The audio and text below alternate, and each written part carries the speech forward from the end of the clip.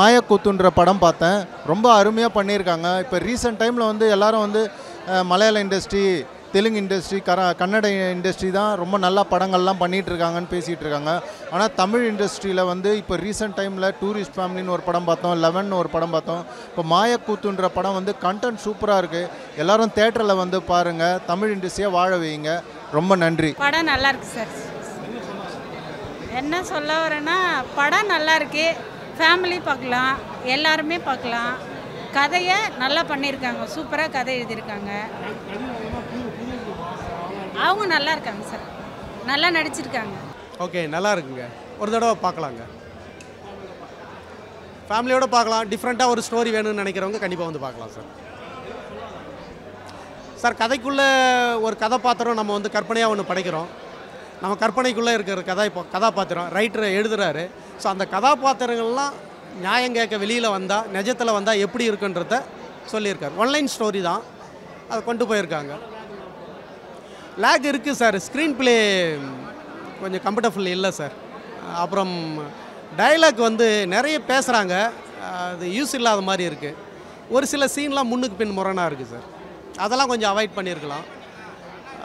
மற்றபடி character, Dheena character நல்லா பண்ணியிருக்காரு. டெல்லி கணேஷ், அப்புறம் ரைட்டருடைய ஒய்ஃபாக வரவங்க, இவங்களாம் கொஞ்சம் நல்லா பண்ணியிருக்காங்க. சில அந்த கிராமத்து பொண்ணாக ஒருத்தர் வரா நீட் எழுதுறதுக்கு, அவளை கூட இருக்குது, ரொம்ப யதார்த்தமாக பண்ணியிருக்காங்க சார்.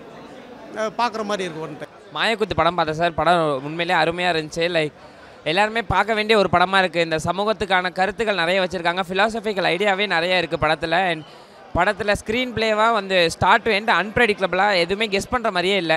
அண்ட் இந்த வாரத்தில் எல்லாருமே இப்போ கண்டிப்பாக பார்க்க வேண்டியது. ஷோ எங்கேயுமே இல்லை, பட் இன்க்ரீஸ் பண்ணுவாங்க இந்த டாக்ஸை வச்சுன்னு நினைக்கிறேன்.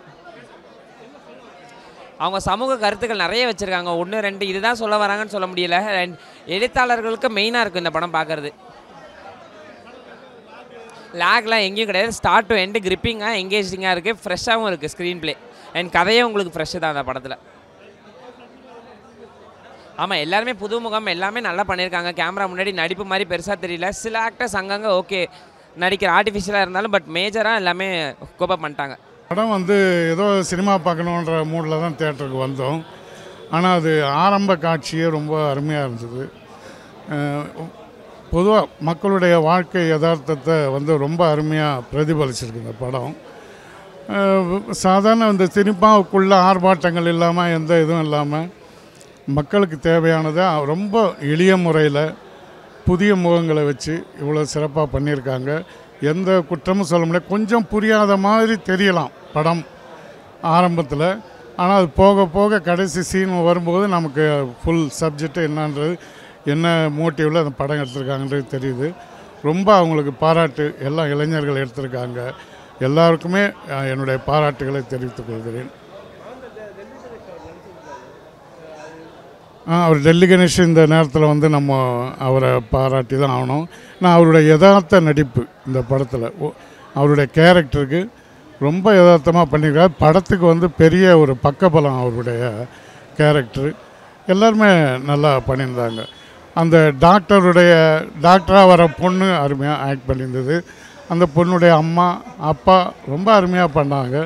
எல்லா கதாபாத்திரமே ரொம்ப சிறப்பாக இருந்தது. மெயினாக இவ்வளோ ரிசப்ஷன் வரும்னு நான் எதிர்பார்க்கல. பயங்கர பாசிட்டிவ் ரிவ்யூஸ், எல்லா ஆடியன்ஸுமே என்ஜாய் பண்ணாங்க. பல இடங்களில் வந்து இந்த படம் ஒர்க் ஆகுமா ஜென்ரல் ஆடியன்ஸுக்குன்னு யோசிச்ச இடங்கள்லாம் இருக்குது. எல்லாருமே அதை பார்த்து அவங்களோட அந்த ஒரு ஹாப்பியாக பார்த்து ஒரு ஹோப்ஃபுல்லாக போகும்போது ரொம்ப சந்தோஷமாக இருந்துச்சு. நாங்கள் எதிர்பார்த்ததை விட பாசிட்டிவ் ரிவ்யூ அது.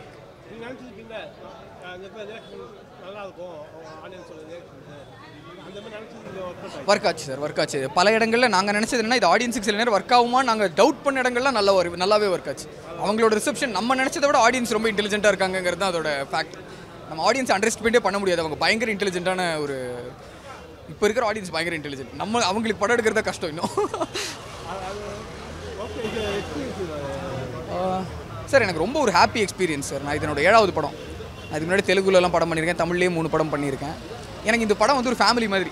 இந்த படத்தில் நான் கிரியேட்டிவ் ப்ரொடியூசரும் கேமராமேனும் கிரியேட்டிவ் ப்ரொடியூசரும் நான். இது ஒரு ஃபேமிலி படம் மாதிரி, எங்களோட ஒரு ஃபேமிலியாக சேர்ந்து படம் மாதிரி.